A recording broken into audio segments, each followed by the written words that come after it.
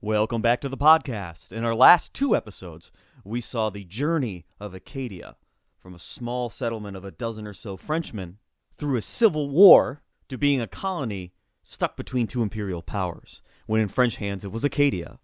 When in English hands, it was Nova Scotia. Ultimately, our story ended in the 1660s, with much of the story left to be told in a future season. But now we move to the other side of New France, outside of New France, actually, all the way to the Huron Confederacy. This is the term that the French records would use for them. They, however, call themselves the Wendat. Their relation to modern-day groups we'll discuss at a much later point. Now, throughout my episodes on New France and Season 1 about the Haudenosaunee Confederation, I've mentioned the Wendat so many times, the Huron Confederation, so many times, that I've realized I've developed an obsession for them. And so this episode will expunge all of that obsession and connect very nicely to our main story on New France. Now, the Wendat, or the Huron, were an Iroquoian people. They are very closely related to those in the Iroquois Confederation, but also to a bunch of other groups around them, who are all Iroquoian-speaking people, but not in the Iroquois Confederacy. That's something that we have to get into our heads, especially in the 17th century. Most Iroquoian people, at least at the beginning of the 17th century, were not in the Iroquois Confederacy. And in fact, at the very beginning of that century, it would appear as if the Huron Confederacy was the larger of the two. And so just to broaden your scope, in case you didn't listen to Season 1, Iroquoian-speaking people ranged all the way up from the St. Lawrence Iroquois, the Haudenosaunee, of course, the Five Nations of the Iroquois, the Tuscarora, far to the south, who would join later. The Cherokee speak a very distant Iroquois language. The Susquehanna, the Huron, who I've mentioned, who are several tribes in a confederacy. The neutral people, the Erie people, the Cat people, and probably a dozen other smaller tribes who we barely have any note of. The cultural linguistic group of Iroquoian people was much larger than the Iroquois Five Nations. Most of our information on the Huron during this time period comes from the Jesuit Relations, which was put together, of course, by the Jesuits in order to drum up support for their conversion efforts in the New World. From these accounts, we can see that the Huron were culturally very, very similar to what we know about the people of the Iroquois Confederation. They had clan systems and tribal systems that intersected one another, existing in a confederacy, involving chiefs, peace chiefs, and war chiefs.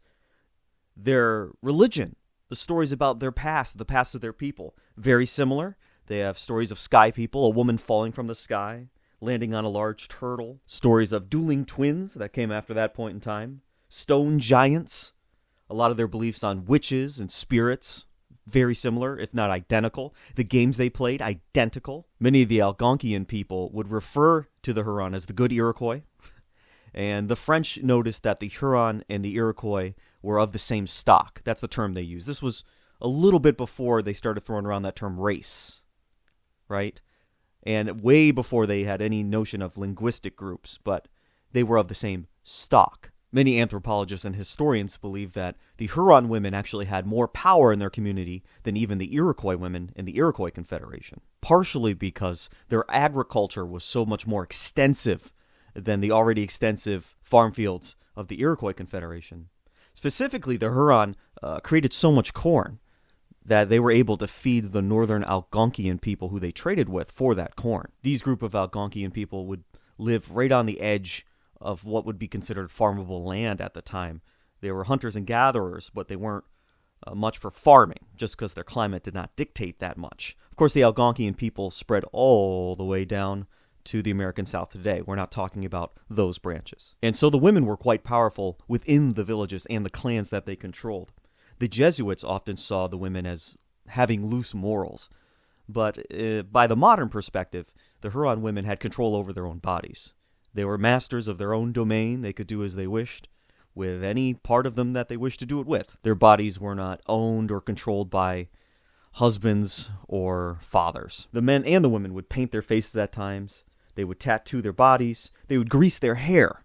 Now, the Iroquois Confederation, the people within that confederation, would do the same thing. It was often a way to keep out lice and fleas and other little critters you don't want on you. Europeans, of course, would go through a phase of just shaving everything and wearing wigs. Huron women would wear their hair in a single braid. Men were more varied and creative in their hairstyles. There seemed to have been more allowance for expression among men's hair than women's, which would kind of be the reverse of what we see today in our culture. Men tend to have less choices. Women tend to have more freedom of what to do with their hair. Returning from the warpath, the men would tend to bring women and children for adoption, and men for torturing. This is pretty consistent among all native groups in the northeast portion of the United States and in eastern Canada. Torturing these male captives would turn into a high art and was especially looked forward to by the females in the community. We find this is true among the Iroquois Confederacy, among the Innu women. Women are just very good at torturing, especially men. I'm not going to expound on that any further. The Huron had their medicine men and their shamans who would commune with spirits in order to divine the future or find cures for illnesses. According to Bruce Trigger, the Hurons had 3 types of illnesses. They classified their sicknesses into 3 categories. Natural, which could be cured by diet, sweating, incisions, herbs, a natural ailment, a natural solution. Second category would be illness caused by unfulfilled desires.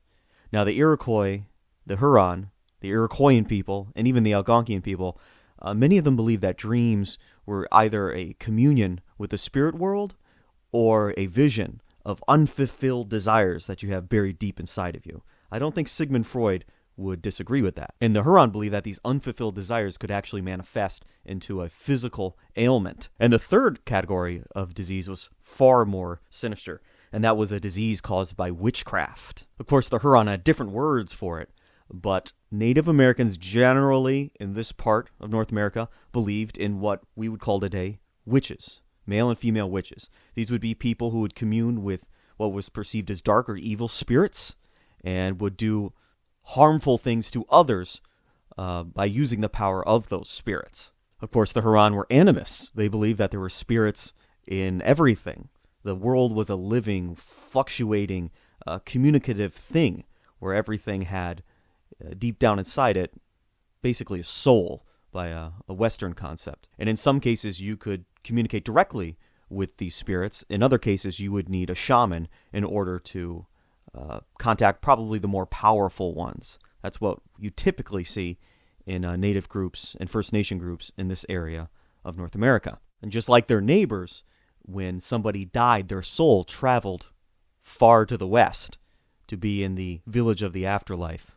The Jesuits describe a large ceremony that would happen once every couple of years, because the Huron believed that the soul, or at least part of the soul, remained trapped in their bones. And so every couple of years, all the bones of their dead loved ones would be gathered. There'd be a large feast held, and the bones would be stripped of any sort of skin or flesh that was left on them, and they would be burned communally in a huge bonfire. And at that moment, everybody would be allowed to wail and cry hysterically, letting out all of their feelings, all of their sense of loss, all at once, for the spirit in the bones to witness, and then those spirits move on. And the living Huron, too, having allowed themselves this cathartic experience of completely falling apart in front of this bonfire, would be more able to themselves move on in life. Back to the topic of language, like I mentioned, their language was Iroquoian in origin, very closely related to the languages of the Iroquois Confederation. In fact, in a previous episode, I mentioned that the trader Antony Bruel, who spoke Huron fluently, was actually tricked by a group of Seneca and ended up being captured by them because they were able to call out to him in Seneca, and he mistook it for Huron. It was that close together. Just to give you one example from the Jesuit Relations, the people of the Iroquois Confederacy, they refer to themselves as the Haudenosaunee, people of the Longhouse. Well, in the Jesuit Relations 400 years ago, they recorded the Huron word for the Haudenosaunee, and it was the Haudenosaunee. Pretty close. And so these two examples just go to show you that perhaps the languages weren't completely separate. Of course, each tribe in the Iroquois Confederacy technically were their own language, so Mohawk, Seneca, Onondaga, they were all separate languages, and the Huron, the same thing with all the tribes within there. But between them, they weren't that different, and they were probably mutually intelligible, meaning that they were more like really deep accents from one another rather than completely separate languages. They were a farming people who lived in large communities, lived in long houses where clans would reside, extended families, and palisades would surround those long houses. Very similar to the Iroquois. Once again, I know I'm being repetitive. The Catholic father Gabriel Sagard, he referred to Huronia country as well-cleared country, pretty and pleasant, and crossed by streams which empty into a great lake. Surprise, surprise, that great lake was Lake Huron. That's how it got its name. Basically parts of modern-day Ontario. In that position, they were perfect partners with the French. Because of their corn supply that they've had for centuries, they were already the number one trading partner with many Algonquian groups to the north, who of course had the best furs because it's cold up there. And so the beaver were plentiful, it was a wide geographic spread, and they could trade corn for any amount of furs that the Algonquian people could get for them. Then of course they had their own supply of furs, which would eventually run out, because beaver do not procreate as much as rabbits. Much like how the Innu tried to be the monopoly for the French supply of furs, the French at this point had moved past them and had now made an alliance with the Huron. The Huron were far more equipped to manage this trade network, which had existed for several hundred years before the French got there, but traded in other goods. But the Huron now, in this central position, were able to take in furs from a huge swath of the continent and funnel it into New France. Now, the center of the Huron Confederation was actually 4 different peoples: the Bear people, the Deer people, the Cord people, and the Rock people. I won't dare try to pronounce the native name of it because I'll butcher it and then I'll get complaints. According to their own histories, the Huron Confederation started to coalesce around the 1420s. So way, way back before the French were there, and we have written records. So these are based on oral accounts. And the Bear people joined together in some sort of confederation with the Cord people, and that would be the nucleus of the confederation. By the 1560s, the Rock people had joined the confederation. And then by the 1570s, somewhere in there, maybe as late as the 1580s, the Deer people had joined. Now, if you remember our episodes on Jacques Cartier, around this same exact time is when the St. Lawrence Iroquois disappear. Now, many historians believe that the Deer people are actually a remnant of those St. Lawrence Iroquois, while other historians and archaeologists and anthropologists believe that the better part of the St. Lawrence Iroquois ended up down in the Iroquois Confederation. Either way, about the same time the St. Lawrence Iroquois disappear, the Huron Confederacy has taken on its final core member. The village of Haudenosaunee was the host for the Grand Council of the Huron Confederacy, which consisted of a council of 52 members from the 4 nations. These would be peace chiefs, in contrast to war chiefs, who of course would lead the war parties. In the 1620s, Father Gabriel Sagard estimated that the Huron Confederacy consisted of as many as 40,000 people, which would put it on par or greater than the population of the Iroquois Confederacy. The same priest said that they were spread out in as many as 25 different villages. Now, before the Jesuits ended up in Huronia, the Recollets were already there, but they were largely unsuccessful in their efforts. They didn't like the conditions, they had a hard time learning the language, they didn't care for the Huron culture, so although they were there in 1615, it didn't really amount to much, and wasn't nearly as documented as what the Jesuits left for us to read today. Much like how clans in the Mohawk set up exclusive trading rights with the Dutch, to the exclusion of the rest of the Haudenosaunee, the Huron families that set up the first trade relationships with the French were the exclusive owners of the trade between the two groups. It was through them that all the French goods would be distributed. Now, where the Jesuits really enter this story is when Champlain was restored to his position of power in and around 1632, 1633. Their relationship with the Huron was renewed, and part of that renewal was a promise that the Huron would take on Jesuit missionaries. Coming into Huron country, they learned how to speak the Huron language from the traders who were already there, one of them being Antony Bruel, who would not be long for this earth at this point in our timeline. But Bruel epitomized everything the Jesuits didn't want in France to trickle into New France, and especially onto these native people, who they considered blank slates for the words of God. Bruel, already labeled a traitor by Champlain, was known among the Huron and the neighboring groups as just a lech. He just loved native women. He loved the freedoms they had, and he used those freedoms to his satisfaction. Now, the Jesuits abhorred this. The illustrious historian W.J. Eccles, he writes, "From the outset, a main concern of the Church was to forefend in New France the appalling religious condition that existed in 17th century France." And in the Jesuits' own words, Lejeune writes in the Jesuit Relations, "In the climate of New France, one learns perfectly to seek only God." However, these Jesuits, they weren't just holy men, and they weren't just thinking of things spiritual, although that was usually their primary concern. The French will be using the Jesuits for a century to come as diplomats, informants, and spies. And because they were so religious, they were particularly good at this role because they weren't motivated by money. They couldn't be enticed by bribes from the English, let's say. They had a national and religious pride that held them to the French. And it is in this diplomat role that they were to go among the Huron. Of course, conversion was their primary concern, but the leadership in New France were more concerned about maintaining the Huron as a very close ally. And the Jesuits would be skilled at this, because in their conversion efforts around the world at this point, they learned to learn the native culture, learn the native language, infuse it with ideas of Jesus and Christianity and Catholicism, and just let it grow from there. Of course, the two cultures had some differences. They butt heads sometimes. Sometimes they find each other disgusting. If we remember Samuel de Champlain, he spent a winter in Huron country, and he was disgusted by the women who would eat lice off their children. Found it very animalistic, very barbaric. Likewise, when the Jesuits show up and they start using handkerchiefs, the Huron find that disgusting. You blow your nose into this piece of fabric, and then you just shove it into your pants. And so it wasn't a match made in heaven. There were differences there. Now the Jesuits in all of New France would be creating these publications called the Jesuit Relations, which are just wild depictions of everyday life in New France and the parts just outside of New France. Fascinating. They exist to this day. And in some cases, especially with the groups in this chunk of North America, in some cases they provide just about the only primary source documents we have for certain groups who would be absorbed by other groups later on. And so they're invaluable. And just pick, there's like 66 volumes or something, or 134 volumes. I don't even know. I can't even count them. But just pick any one at random and start reading it. And it's amazing. It's a diary of day-to-day life, which you do not often find in the 17th century. So when the Jesuits showed up in Huron country, one of the first things they wanted gone were these traders. They wanted these young Frenchmen out of here. Bad influence. Everything that was just the worst qualities of France, they were bringing into this virgin land, these virgin people who've never heard the word of God. And with them, they also wanted to stop the trade in brandy and other alcoholic spirits.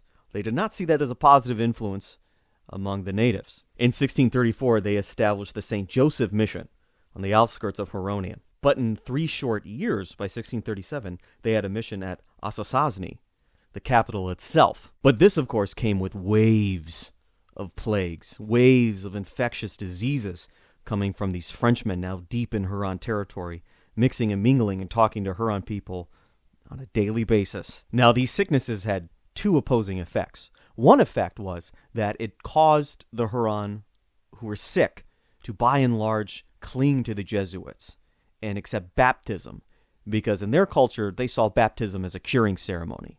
It was similar in some ways to various ceremonies that shamans would perform to get rid of specific sicknesses. So initially, they thought they were getting lots of converts, but Father Brebeau quickly realized that these people were coming for reasons involving their own culture and not quite understanding what baptism was for. The historian Arthur Quinn says, Brebeau quickly realized that the role he and the other missionaries had to play was that of a shaman, much as a Jesuit became a court astrologer for the Chinese emperor. At this point, Brebeau starts to refuse baptism to those who are not fully inundated in the Catholic faith. But with that came a backlash, and some Huron began to believe that it was the presence of the Jesuits, and specifically the baptism ceremony, that was spreading these sicknesses. Remember, we learned that the Huron believed in witches and shamans, and that sicknesses could be caused by curses, by evil spirits communed by individuals, sending bad stuff into the world. This, they believed, could possibly be one of those incidences. And so by 1637 or so, we see the emergence of 2 factions within the Huron, the pro-Catholic faction and the traditionalist faction, as historians have called it. Now, the Jesuits were really skilled at inserting a monotheistic religion into a polytheistic religion, or an animist religion. Now, remember, in these religions, you believe in multiple spirits that control your life, or multiple gods. Now, it's very easy to insert one more spirit, or one more god, more so than it would be in the reverse. But, that faction of the Huron began to push back, and they would question the fathers. This quote is straight from the Jesuit Relations, from Father Brebeau, talking about the Hurons, of course. When we preach to them of one God, creator of heaven and earth, and all of the things, and even when we talk to them of hell and paradise, and of our other mysteries, the headstrong savages reply that this is good for our country and not for theirs, that every country has its own fashions. It's interesting to see here in the 17th century the modern debate of moral relativism versus moral objectivism. These two factions would only widen throughout time.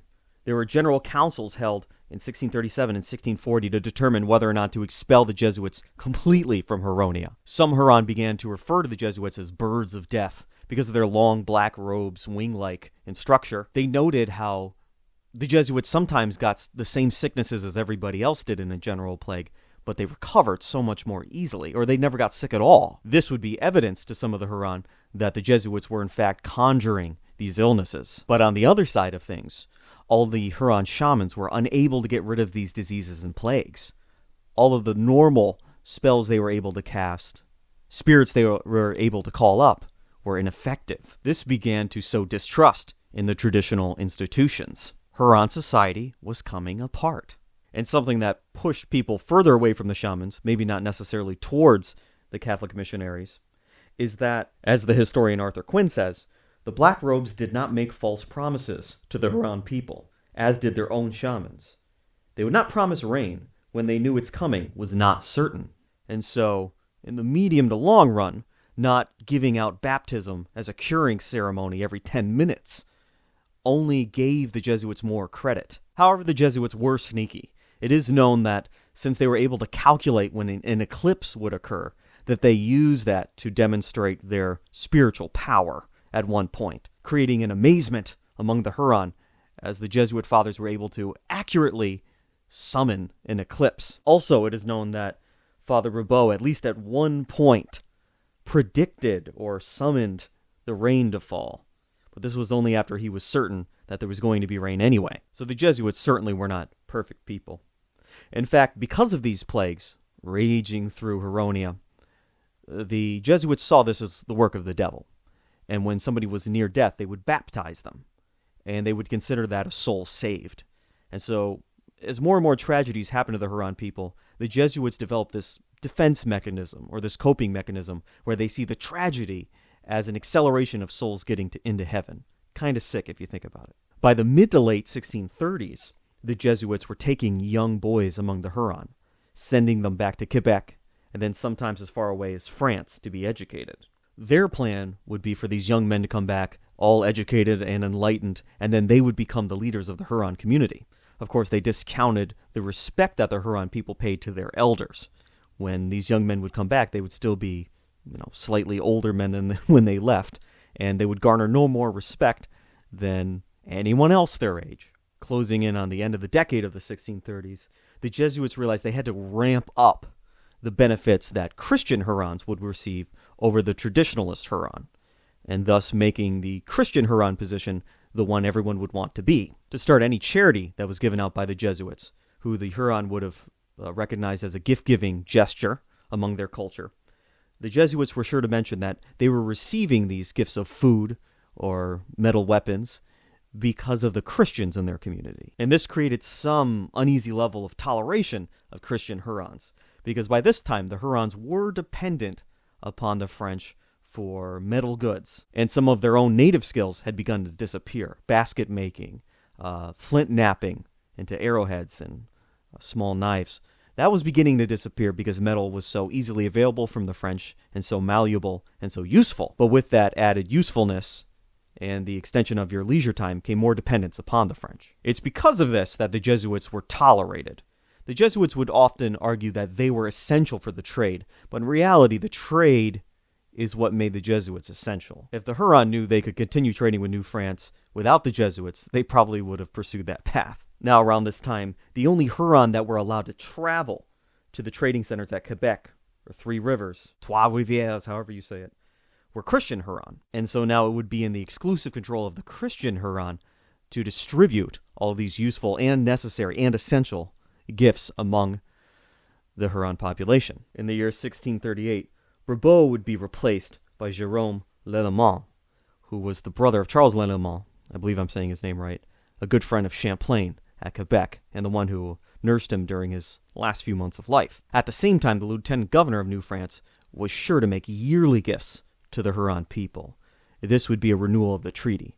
Remember, when you have a culture that isn't literate, who have no culture of writing, no tradition of writing, treaties and agreements have to be renewed as the memory ages. So ideally, every year, there'd be some little gift to remind the other party of your agreement, and the French were sure to adhere to it. And again, overall, this raised the quality of life for the Huron, those of whom lived through the plagues. It's recorded that the Huron loved gifts of cats. They loved house cats, because in the native world, cats were scary creatures that couldn't possibly be domesticated, often whose presence carried a supernatural connotation. And as I've mentioned, iron tools from the French made work faster, more efficient, took less energy, and gave the Huron more free time. With this leisure time, they were able to make more expressive artwork. We find that in the archaeology. Their houses became better made because they were able to fell huge trees with iron axes. However, archaeologists have noted while they were better made, they started to become shorter, which would indicate a change in the culture of the Huron. Now, extended clans lived in these longhouses. You might have a mother, and then in the next room over, inside of the same longhouse, you might have her sister, and on the other side, another sister, or a female cousin who would be in charge of a room to the far end. For some reason, these longhouses began getting shorter. Perhaps there was a weakening of the value of a clan over a nuclear family. The previously mentioned historian Eccles mentions about this time period concerning the Huron. Their standard of living indubitably rose, but they had to pay an exorbitant price.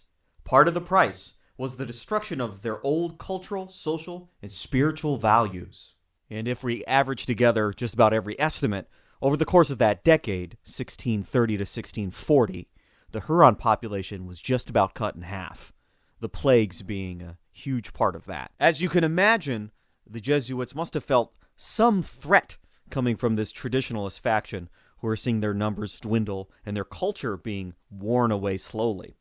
Although there are no recorded vengeance killings of Frenchmen during this period, but there was a sense of danger, and talk was beginning to brew among the Huron, and the Jesuits were picking up on that. Father Lejeune recorded in the Jesuit Relations concerning their experience among the Huron. Our lives depend upon a single thread, and if it were ever in this world we were to expect death every hour, and to be prepared for it, that is particularly the case here. For not only to mention that your cabin is only, as it were, chaff, and it might be burned at any moment, despite all your care to prevent accidents, the malice of the savages gives especial cause for almost perpetual fear. A malcontent may burn you down or cleave your head open in some lonely spot, and then you are responsible for the sterility or fecundity of the earth. Under penalty of your life, you are the cause of droughts. If you cannot make rain, they speak of nothing less than making away with you. It would be no coincidence that closing out this decade, Sainte Marie was finally built, the Jesuit settlement that had palisades and stone bastions. This would be a haven for the Jesuits and the converted Huron, who were increasingly ostracized. In 1640, Brebeuf was poisoned by Huron shamans, and he recovered. Brebeuf went to live among the neutrals at one point to escape the Hurons, and the Hurons convinced the neutrals that he was no good, and he was cast out of that country. Why this didn't spill over and just become a general massacre of Huron Christians. And the Jesuits, Pierre Lallemand, the father who wrote the 1640 Jesuit Relations, or parts of it, said the following: "The reputation of Champlain, who had stayed there some 22 years ago, still lives among the minds of those barbarous people, who honor, even after the lapse of so many years, the many lovable virtues that they admired in him, and particularly his chastity and continence. Would God that all the French who were to come first into these regions had been like him." Despite their interactions with the Jesuits, the French were great trading partners. They were loyal, they were consistent, going back decades at this point, thanks to Samuel de Champlain. However, one neighbor that wasn't so friendly were the neutrals once again. The neutrals and other Iroquoian people, between the years 1640 and 43, waged war against the Huron Confederation. And they took as many as 1,000 of the Huron captive. That would be out of a population that at most was 25,000. This would lead the Jesuits by 1642 to start selling guns to the Huron, but just to the Christian Huron. Again, they were willing to help protect the Confederacy, but only if that meant the propagation of their Catholic faith. The stress of this prolonged war and then the different treatment that the Huron Christians received finally created a definite rift during this period, 1640 right into 46 or so. Christian Huron would stop participating in traditional ceremonies that were supposed to bring the rain and the good harvest and good luck and keep the enemies away and embolden a war party with positive spirits behind them. The Christian Huron were no longer participating in that.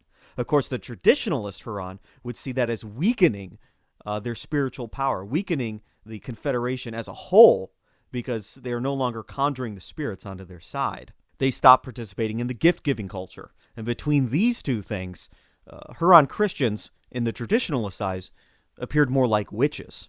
They had their own spirits, and they had their own goals that did not overlap with that of the traditionalist Huron. And with that, the Jesuits would only ramp up the favors given onto the Christian population of the Huron. Eventually, the non-Christian Huron were not allowed inside of the French section of the Sainte Marie mission, or any of the other missions for that matter. The Jesuits began slowly segregating them. The traditionalist Huron, likewise, would cast out Christian Huron from their own families. Specifically, Christian men were often expelled from the longhouse of their mother or their wife. You won't participate in our ceremonies. You won't appease the spirits that we need to appease. You're gone. This was particularly important for chiefs, because chiefs were to lead a lot of these different ceremonies throughout the year, whether it be inside of your clan, your tribe, or as a formal ceremony of the Grand Council of the entire Confederation. Either way, if you were a Christian chief and refused to perform any of these ceremonies or participate in these dances, could you really still be a chief? And now the Huron as a whole decided that maybe these chiefs that are converting to Christianity shouldn't be chiefs anymore. This is when the Jesuits stepped in and they negotiated so that the Christian chiefs could remain in power, but all of these spiritual functions could be undertaken by an assistant of theirs. And although I think I already mentioned that the shamans, of course, were the most opposed to the Jesuits, but at this time it had thoroughly leaked into society. It became a hot-button topic, I guess you could say, because even onto the afterlife, this would be an issue. Like I mentioned before, the Huron believed each group of people had their own customs and their own beliefs, and this extended to the afterlife. The Huron believed that there was a Huron afterlife, and the afterlife that the Catholics, through the Jesuits, were explaining, didn't quite line up with theirs. Now, for them, it wasn't the fact that the Catholic heaven existed and theirs didn't, it was that there were two different heavens, and you were bound to go to one, and the two had no overlap whatsoever. And so imagine yourself a traditional Huron woman living in a longhouse, and your son converts to Catholicism. Now, you believe that he will be going to an afterlife, hopefully a happy afterlife, but it will be a Catholic heaven. It will not be the village of the afterlife that you will be going to. And so as long as you two are alive, you'll have contact with one another, but once you're dead, it's an eternity apart. You can see how this would just destroy people, the thought of never seeing their loved one ever again. What this led to was people having to choose sides. Now, again, imagine you're that mother, and you would really like to spend eternity with your son. Well, guess what? Now you're converting to Catholicism. And, of course, the reverse was also true. Let's say you converted to Catholicism, and your son stayed a traditionalist, and you couldn't convince him to come over to the side of the Jesuits. Well, when push comes to shove, you might just convert back, so that you could be assured that you'd be in the same heaven as your son. This division got so bad that even in the midst of a war with the Neutrals, the Catholic Huron were slowly beginning to fight in their own little regiments, I guess you could call it, war parties. They were refusing to fight with the traditionalists and were separating themselves, even on the warfare, even in defending their own villages. So what held all this together still? Why hasn't this broken apart at the seams? Well, again, it was that trade relationship. The Christian Huron were the ones who were able to bring the supplies from New France. And so you still needed them, even if they were pulling away from you culturally. Right around 1643, as the Neutral Wars were winding down, 1644 into 1645, the rumors begin of the Iroquois the Haudenosaunee. Unlike the Huron, the Iroquois were getting tons of guns, this time from the Dutch, who at times were not legally allowed to sell the Iroquois guns, but it was happening anyway. And so the Iroquois had many, many more guns than the Huron. And for all points west of the Iroquois Confederation, they were being introduced to the Beaver Wars, otherwise known as the Morning Wars, where the Iroquois were rapidly spreading outward to combat the loss of life that they were experiencing through plagues, replacing the members of their community with captives, and obtaining exclusivity to different fur trading routes. Now, the Huron were the ripest of targets for all of these aims. First of all, culturally, linguistically, everything else-ally, very close to the Iroquois, right? Perfect captives. They would blend in perfectly. They're part of a confederation. They speak a very similar language. All their myths and legends, very similar. It'd be as if I today went to Ontario and took a random person from Ontario and dropped them down in New York. They'd probably do pretty good. And secondly, the Huron were the spider in the web that was the beaver trade at the time.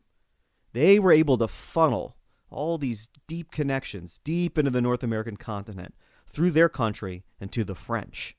Now, if the Iroquois could take over that, they would be able to control all the trade. They would have a monopoly on the trade to the French, with the exception of their very local neighbors who had very few furs by this point in time. Then they would also be able to control the trade to the Dutch at this time. On the Hudson, at Fort Orange, New Netherlands. I did the whole first season on the Iroquois New Netherlands. Check it out. And so just as the one war was starting to wear down, the Iroquois were coming. In fact, in the winter of 1644-45, French soldiers were actually brought from Quebec and stationed in Huronia. We had reached a tipping point where the Huron people weren't quite feeling safe even in their own country, their own villages. And still the Jesuits kept the pressure on to convert to Catholicism. The favors that would be bestowed upon you were still very great. Rolling into 1645, it is recorded that the traditionalist women among the Huron made it a practice to seduce Christian men back to their old ways. And this may have been the last-ditch effort to hold everything together, because it appears by the year 1646 there is a definite canyon between the two different types of Huron. Baptisms are exploding among Sainte Marie, where the Jesuits live, at least the head Jesuits in Huronia. Meanwhile, the traditionalist Huron were actually being enticed by the Iroquois. Again, very similar culture. And up to this point, the Iroquois are only torturing and murdering Jesuit priests. And so a union between, let's say, the Seneca and a couple clans of the Huron would actually be more advantageous for preserving their way of life. And then on the flip side of things, that only encouraged the Iroquois to more and more push into Huron country. Not only were they vulnerable, but there was a segment of their population that saw the Haudenosaunee as the lesser of two evils. In fact, in 1647, the Huron capture an all-Iroquois war party. They spare only one of them, who happened to be an Onondaga chief, very important fellow. The traditionalist Huron, they tasked the chief with going back to his country and negotiating a peace. Now, this chief did open up negotiations, and the Onondaga requested the Huron send a party of peace to them to do that. Now, if you remember, in the Iroquois Confederation, each individual tribe can make war or peace against outsiders as they wish. They still had that autonomy. Now, the Huron feared the Seneca Nation more than any other native nation around them. The Senecas, of course, were the westernmost door of the Great Longhouse. And so the party that was to go to Onondaga, they very skillfully tried to avoid the Seneca. However, they ran into a Mohawk raiding party, who butchered all of them, ending the peace negotiations. This was part of a larger plot by the traditional Huron to open up peace with the Iroquois, start trading with the Dutch, and expel the Jesuits. However, it was killed by the Iroquois themselves. This would follow heavy waves of Iroquois invasions. The rest of 1647 was just a bloodbath for the Huron. All the border villages were just destroyed, mowed over by Iroquois braves, forcing by fall Sainte Marie to host 3,000 Huron refugees out of a dwindling population that would have been at most 20,000. Furthermore, the warfare style of the Haudenosaunee had evolved by this point. They learned to set up long trails of networks and supplies. It wasn't just you go and raid and then you come home. There were supplies behind you, people bringing things up. little forts you could go back to in case you needed to for recovery or, again, to find something to eat. And so an unprecedented thing happened, and that was that an Iroquois force of 1,200 warriors camped out all winter in Huron country, well past the normal warring season. But they didn't just stay on the easternmost side of Huron country. They went west and they went north, and they cut off all the networks of trade from their Algonquian allies, meaning that Huronia received no pelts in the year 1648. As you can imagine, this would also bode very badly for New France in the St. Lawrence, who depended primarily on the furs coming in from Huronia. This new type of incessant warfare was too much for the Huron to bear. Over the next 18 months to 2 years, the Huron didn't feel safe outside of their palisades, because in their fields working, growing their corn that was essential to their living and their trade, the Iroquois would raid, and they would take out 1 or 2 individuals at a time. The Iroquois could afford to play the waiting game, and the Huron would develop a deep sense of insecurity. And so slowly the Iroquois would wear away at each individual village until it was ripe for an attack. One village, in particular, 1648, the Iroquois attack one Huron village, and 700 people are lost, either captured or dead, which by this time may have been as great as 10% of the Huron population, quickly eroding from 40,000 or so in 1620 down to less than 10,000 before the year 1650. At a certain point, it became clear that the Jesuits need to bring more guns to Huronia and need to hand them out with a little less distinction. But it was too little too late. The Dutch had already well supplied the Iroquois. The Huron had, at most, around 1648, 120 guns, something like that. The Iroquois had many times that amount, and the guns were better because the Iroquois were astute buyers from the Dutch, and they knew quality. And by this time, they had been shooting guns for at least 10 years or so. At one point, the traditionalist Huron in 1648 sent 6 of their warriors to Ste. Marie to kill all of the Jesuits and any French men or boys that would be there. They went there and killed at least 1 man.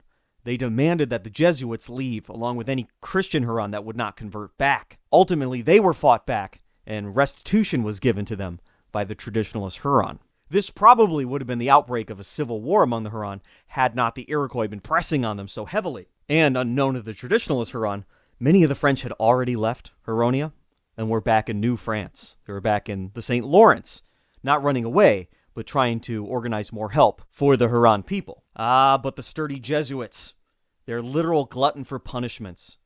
To suffer in life is to be Christ-like, they believed.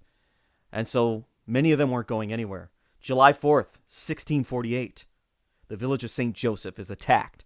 Father Daniel is holding a service, and he only realizes that the invasion is happening when he sees the Iroquois pouring over the palisade walls. At that moment, he knew his martyrdom was coming, and so he picked up the chapel cross and marched straight into the melee, only to be killed by many arrows to the body. The historian Eccles says of this period, although the Huron warriors still greatly outnumbered the Iroquois invaders, their will to resist was broken. The Iroquois could sense this, and it was time to put out a little carrot for all the stick they were doing. And they let it be known that if you were captured, you could join your previously captured family in the Iroquois Confederation. Imagine how that offer would weigh on a traditionalist Huron, where at this point there was no living life as you were inside of the Huron Confederation. You're either going to be pushed towards the Catholic end, the Jesuits, or you were going to have to go with the Iroquois, where you could have your family back, where you could have your way of life back, where you could have your religion back, where you could have your afterlife with your family.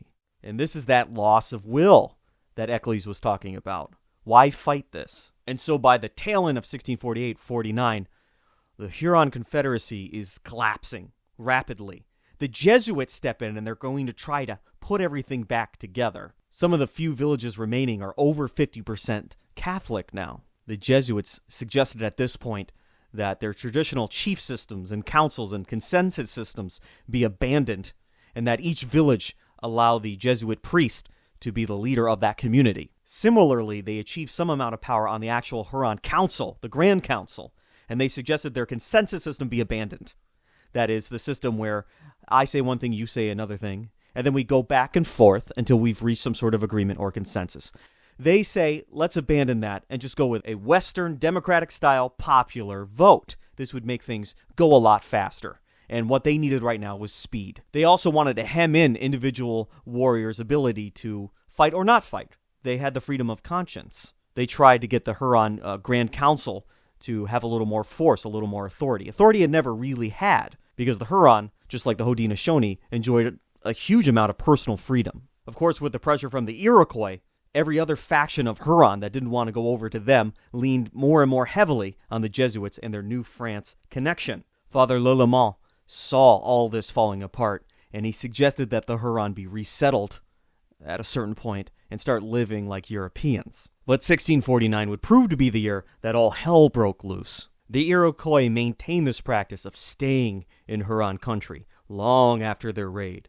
They would take out an entire village, reduce the population to about 10 people that they could use as servants, and then use that former Huron village as their staging base for their next raid on their next village. One by one, in very short succession, the Huron villages fall. There's slaughter, there's torture, and there's captives taken. As the noose is tightening, Sainte Marie is built up as much as it can be. The wood replaces with as much stone as they could possibly find. Tightening the noose further, St. Ignace and St. Louis is destroyed. Both missions in Huron country centered around a village. Fathers Lalemant and Brebeuf were both taken captive. Now, up until this point, the Jesuit fathers could always console themselves with the death of the Huron, knowing that they had been baptized and thus saved and quickly dispatched to heaven. However, now it was their time to be Christ-like, to feel the tortures of life, and to be martyred. In captivity, Brebeuf watched as the Iroquois cooked hatchets until they were red hot, and then they were placed around his neck. Boiling water was poured on his head to mock the baptism. His skin was then flayed from his body, and he was forced to watch as the Iroquois ate pieces of him. Then, while still living, he was scalped. Finally, his chest was ripped open. The Iroquois drank his blood, and then they tore out his heart, and they ate it for being so brave. They considered him a brave man because it took 4 hours for him to die from these tortures, all the while asking God to forgive these Iroquois. Father Lalemant was tortured for 11 hours. And although I don't have the details, you can imagine what the Iroquois managed to do in 4, what they could have done in 11. Again, that noose tightening. As the year 1649 wore on, the only Huron settlement left was the settlement around Sainte Marie. And at one point in the year, 6,000 Hurons sought refuge there. That would be the entirety of the Huron nation left uncaptive of the Iroquois. And now, for the time and place, this was a massive number of people. They were able to defend that one settlement. Of course, they'll never be able to plant corn. They'll never be able to carry on the fur trade there. This wouldn't be a permanent solution. But they were alive, and they were able to defend Sainte Marie from the attacks. That didn't stop the Iroquois from burning captives from other villages alive right in front of them. Come wintertime, the Huron hoped that the Iroquois would return home, but they didn't. Again, they stayed in the country. The small number of Huron warriors left. They engaged the Iroquois in their winter camp and managed to have a win. They won one. They got one in the bag, and they chased the Iroquois back to the territory of their own confederacy. At this point, Sainte Marie is purposefully destroyed. Everything is burnt or thrown over. The fathers begin relocating families, which was not very easily done. So in many cases, clans and subdivisions of tribes were forced to go their own separate ways. And with this, the Huron Confederation was effectively ended, destroyed. Still, Sainte Marie was a target, and 6,000 people is an awful lot of people to relocate. Eventually, the Iroquois return. There's a 3-day battle. At the end of the day, 300 Huron are massacred, and the entire settlement is overrun. Many of the remaining Christian Huron decided to settle on Christian Island, as it was known after this point in time. The Jesuits wanted them to settle further north, further away from the Iroquois, but they thought they would be safe here. This would be their refugee camp of sorts. It had 100 cabins that the Huron could stay in, and this led to a mass conversion just to get onto the island, which very quickly became overwhelmed with Huron, overpopulated, causing mass starvation. food being so short, the Jesuits decided who would be fed and who would not be fed. And they saw the suffering again as an act of preparation for heaven, a Christ-like move, although they themselves had their own store of food that they would eat from as they watched the Huron starve to death. This many people on an isolated little island with very little supply coming from Quebec, cut off by the Iroquois, of course, led to cannibalism. And in the night, any Iroquois sympathizers, or the few who could be convinced at the sight of cannibalism that maybe their life with the Iroquois would be better than this, sneak away across the waters, and they join the Iroquois, either to be adopted or tortured to death. At one point, the Jesuits take the 300 Huron, who were the most devout Christians on the island, and they relocate them to Quebec. And there are 300 more left on the island to reap the few crops that were allowed to grow. And then they, too, joined the Jesuits in Quebec. 600 total. Remember, the Huron had 6,000 the year before at Ste. Marie. What happened to all the Huron? Well, there were all the diseases in the decades coming up to this point. Many went to the Iroquois. Some ended up with the French. Some joined the Neutral Nation, very similar, another Iroquoian people. In fact, the entire Deer Nation of the Huron joined the Neutral Nation. And then the Neutrals, soon thereafter, were taken over by the Iroquois, most of them becoming Seneca. In fact, all the Iroquoian people in the Great Lakes region were attacked and absorbed by the Iroquois. The Huron and others were pushed to the far fringes of the North American continent beyond the Iroquois reach, either to the north, deep in Ohio country where the Iroquois weren't quite yet, or up inside of New France. The historian Thomas B. Costain says of Huronia, "For 22 years the missionaries had labored among them, and now not a single living soul was left in all of that once beautiful land." But the Iroquois, they would chase them as far as they could, and even into New France, where the Huron were resettled. They would petition French authorities saying, hey, we can open up a peace agreement, we can open up trade, just send some of those Huron down to us. We would like to make them some of our people. Occasionally this worked out for the better of the Huron. However, in one case, the French authorities encouraged the Huron to join the Iroquois in peace. This is skipping all the way to the year 1657. So there had been 5.5, 6 years of relative quiet. This group would be about 400 Huron total. They go down into the Iroquois Confederation, and they're all slaughtered except for one of them. In 1657, the Mohawk attacked the Huron, who were living on the island of Orleans. Governor Jean de Lisson, he witnessed the entire thing happen, helplessly, as the Iroquois and the French were at a peace with one another, the Huron not part of the arrangement.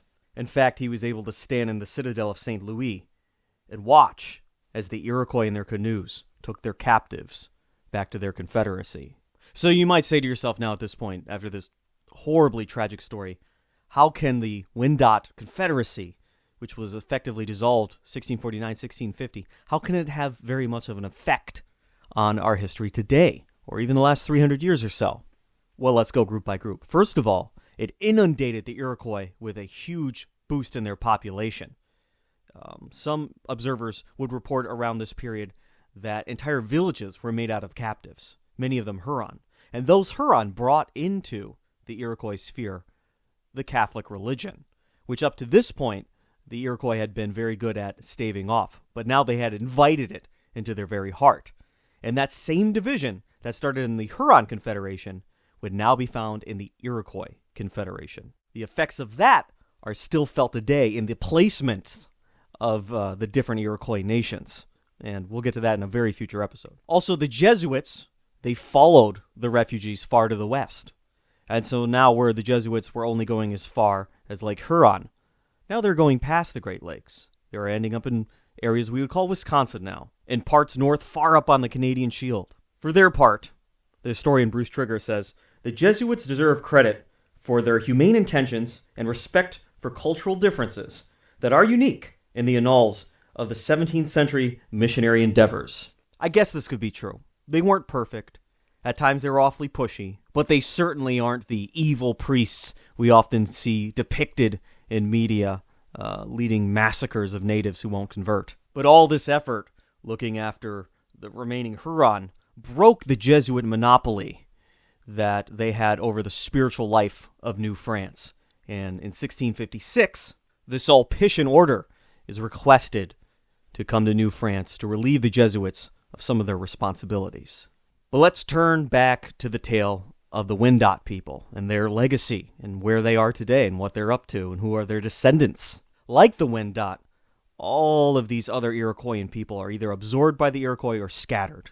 So we have the Erie, the Neutrals, you have the Cat Nation, the Tobacco Nation, and you have the Huron and all the nations in that confederation. Time and situation has obscured the subtle differences between those groups.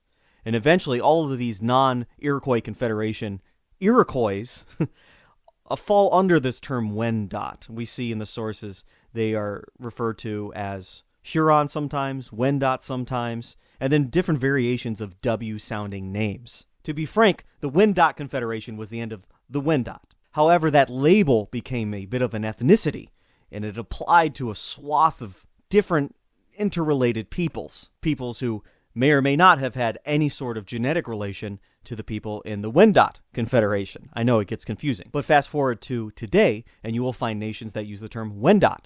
You also find nations that use the term Wyandot. Now, Native groups today make it very clear that they are not the Wendat Confederation of 400 years ago.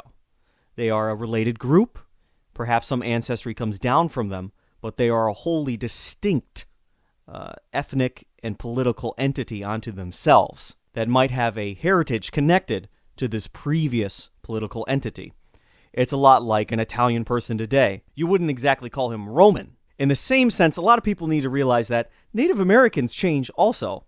They're allowed to develop and create new political and ethnic identities as time goes on. They aren't stuck in a glass like a thing at a museum. Just in the few decades after the dispersal of their confederacy, they would become fierce allies of the French and fierce fighters against the Iroquois.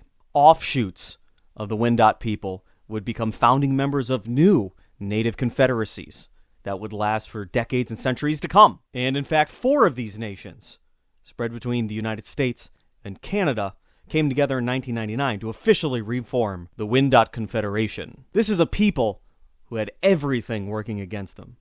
Every single force trying to push them into obscurity, cause them to assimilate into other native groups, into French groups. And yet they're still here, they still persist, and they're going strong. And that's why I featured them on the Other States of America History Podcast. I'm Eric Giannis. Thank you for listening.